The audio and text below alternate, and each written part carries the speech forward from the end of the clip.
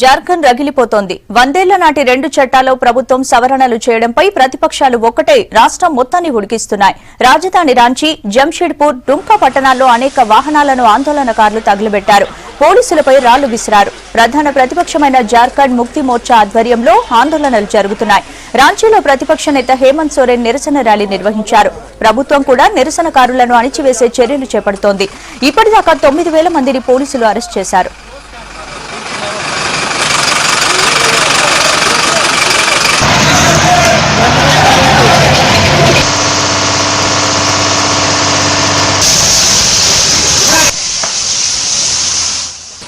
చోటా నాగ్పూర్ టెనెన్సీ చట్టం, సంతల్ టెనెన్సీ చట్టాలు బ్రిటిష్ కాలం నాటి నుంచి అమల్లో ఉన్నాయి. వీటి ప్రకారం గిరిజనుల భూములను కమర్షియల్ గా వాడుకోవడానికి లేదు.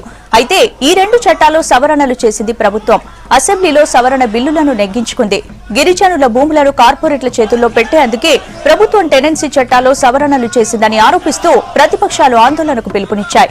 ప్రతిపక్షాల నిరసనలు హింసాత్మకంగా మారడంతో దిద్దుబాటు చర్యలు మొదలుపెట్టింది ప్రభుత్వం.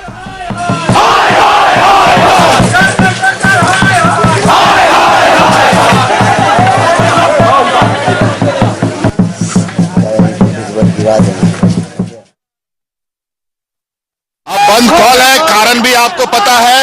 आज पूरा झारखंड का आदिवासी मूलवासी सड़कों पर है। जिस तरीके से सरकार ने राज्य की भावनाओं के साथ खिलवाड़ किया है, इस परिणाम को कहां तक ले जाएंगे इसको कहना मुश्किल है।